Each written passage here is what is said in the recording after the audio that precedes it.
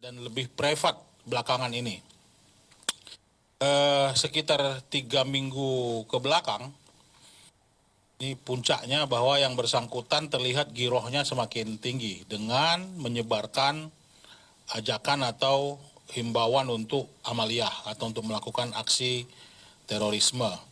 Sehingga pesan-pesan itu disebarkan secara private menggunakan timer message, sehingga ketika sampai di si penerima itu dibuka dan langsung hilang dari server atau dari jaringan.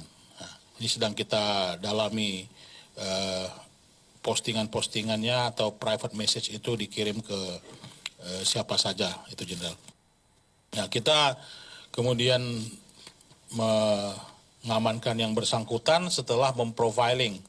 Yang bersangkutan memiliki juga akun di marketplace ya, di salah satu akun penjualan online yang dikamuflasekan oleh yang bersangkutan penjualan diecast gitu ya, mainan militer yang berkaitan dengan perlengkapan. Ada gear, ada baju taktikal, perlengkapan taktikal, kemudian ada lain termasuk senjata ini. Nah, dalam pemeriksaan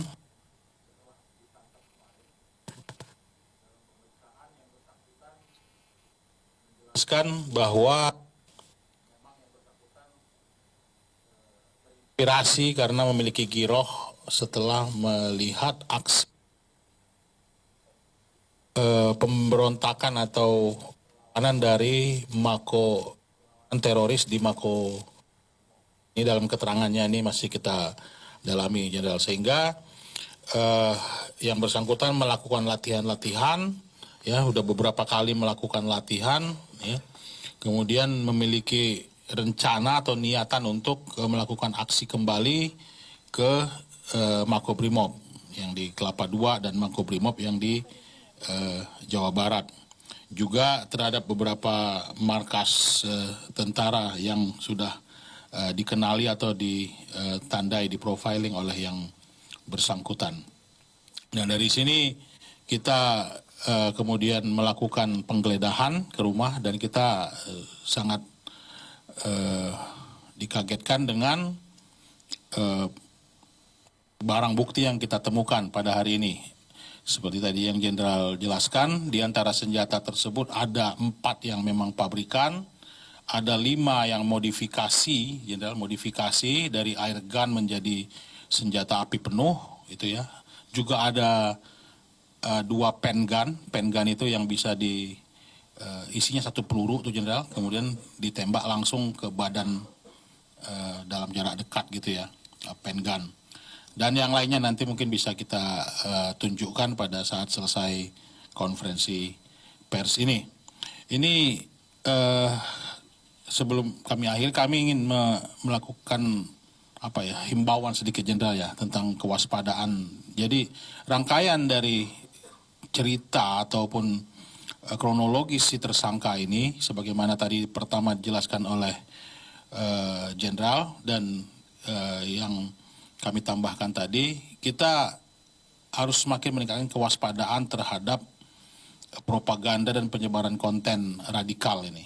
Ya, jadi memang mereka masih terus berselancar di sini. Ini adalah seseorang yang tidak seutuhnya masuk dalam jaringan penuh, Jenderal, karena sudah bubar, kemudian dia bermain sendiri dengan kemampuannya sendiri, kemudian mengumpulkan segini banyak bahan-bahan atau alat-alat yang akan digunakan untuk persiapan yang dipicu oleh ideologi radikal tersebut. Nah, yang kedua, bahwa pergerakan kelompok ISIS, pendukung ISIS dan jamaah-jamaah yang atau kelompok-kelompok yang mendukung ISIS ini tidak pernah berhenti, meskipun tidak terlihat di mata kita mereka berkumpul, tidak melakukan aktivitas-aktivitas kelompok, tetapi perorangan juga ada ternyata, seperti DE ini. Nah, ini yang harus kita menjadi pembelajaran baru juga untuk kami dan kita semua nih, Jenderal. Dengan adanya senjata ini, mari kita lihat bahwa bukan cuma senjata pabrikan yang berbahaya, tapi modifikasi yang dari senjata air gun ataupun airsoft gun itu juga dapat ditingkatkan menjadi senjata api dengan kemampuan atau dengan keahlian seseorang gitu. Nah, ini dalam konteks ini mungkin kita perlu kerjasama nanti dengan beberapa Polda juga, Jenderal, termasuk Polda Metro di mana wilayah hukumnya ini untuk mengungkap bagaimana ini bisa terlaksana atau perdagangan airsoft gun-nya, kemana nanti menjualnya dan sebagainya. Nah, saya kira kerjasama dari Densus dengan berbagai pihak akan semakin diintensifkan untuk mencegah dan menangkal paham radikalisme, kemudian peredaran senjata api yang sampai menyasar atau masuk ke dalam kelompok-kelompok pendukung Islamic State atau ISIS dan kelompok teror lainnya.